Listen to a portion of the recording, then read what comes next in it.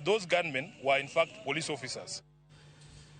Meli manyien mowuok e piny Korea ne ogo e dho wath ma Mombasa e thuolo mokwongo ma chako chenro mar kelo mwandu e pacho ka kokalo e wadhno ma Mombasa. Melino mar kambi mar Korea Marine Transport Company mani koda bor mar mita 222 ne ogo gi container 1,000 mani koda bor mag fut 20.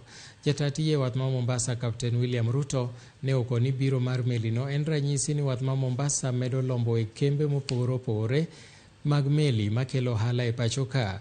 Weg melino ne okoni gi mor gi chenro mitayo e wath ma Mombasa kendo nyiso geno ni gibiro tiyo kanyakla gi wath ma Mombasa e loko hala.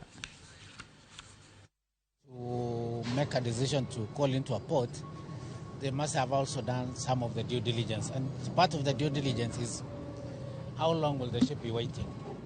Like today, this ship just arrived today and we give a priority and we just docked on arrival.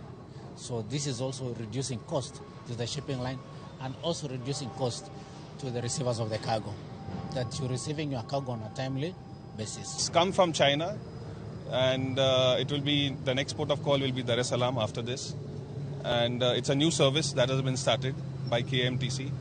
It's because of the confidence of the line in the region, and they see potential in Africa. That is why they have started this new service. So we expect good things to come for Africa. Tukiendelea kufanya kazi vizuri kama vile tunavyofanya, basi meli zingine pia zitaweza kuja hapa na kuongeza kuleta mali hapa, na pia ni kuonyesha kwamba pia kibiashara na kiuchumi Kenya inasonga mbele.